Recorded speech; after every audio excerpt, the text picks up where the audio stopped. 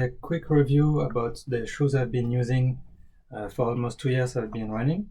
So the main one, the one I use 90-80% of the time, that's the Adidas Ultra Boost. So you can see there is this Ultra Boost foam.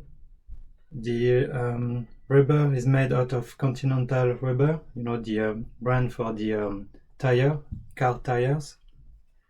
So technically there is a 10 millimeter drop, and I absolutely love those shoes. So I did all my PBs with them, you know, from mile time to marathon time. So very comfortable. You slip into them very easily. You see, you don't need to tie the knot. So I love them. I did probably 3,000 kilometers with them, and you can see they are still in reasonable shape. Start to be a bit of use here, otherwise pretty impressive.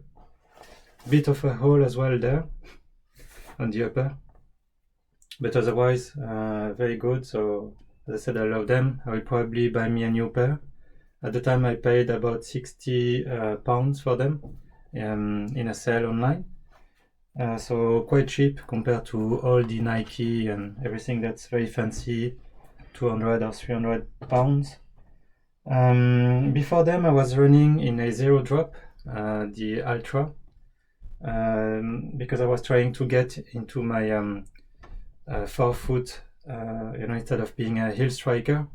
But turns out it was a mistake. You know, I developed a plantar fasciitis, went to the physiotherapist, and she analyzed my gait, and turns out that one of the foot was indeed forefoot striking, but the other one was still heel striking. So basically it was an imbalance. So it doesn't make, it's very dangerous, very risky to try and change what is natural to you anyway on a conscious level and without having anyone to give you some feedback. You know, when you do that on your own, that's a bit risky.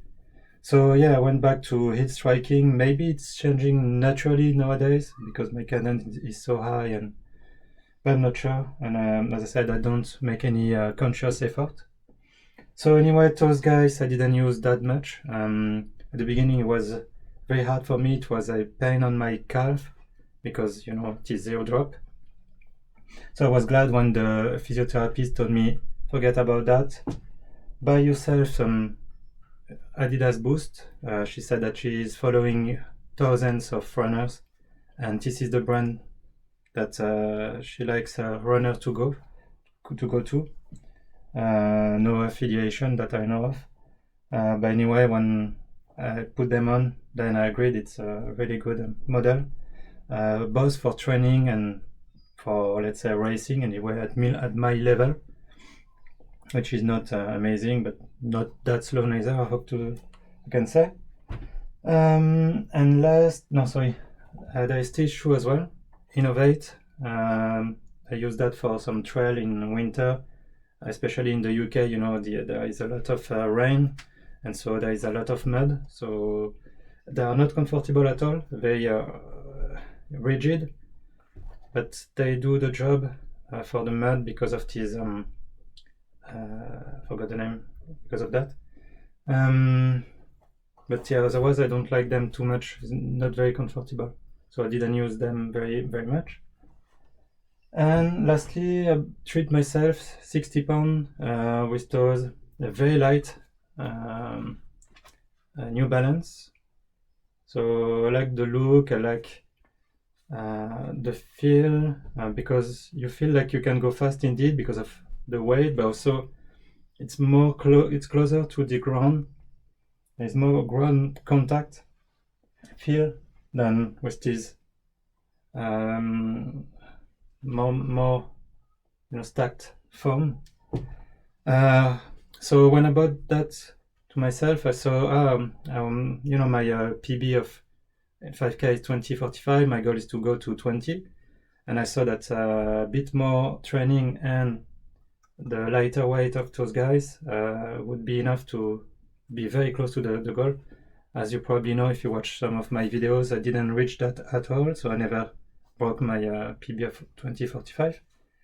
And as I said, the only shoes I improved my PBs were only with these ones. Could be simply because usually my PB I make them when I do a training and I feel good, and then I go for some faster pace. So that's it for my shoes. Yeah, so never paid a lot of money for them.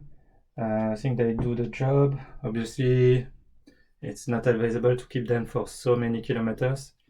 I don't know, I like them so much and I don't see any issue, so kept them. Probably going to change them very soon. Maybe I will buy the same model again. And that's it about my shoes. See you guys.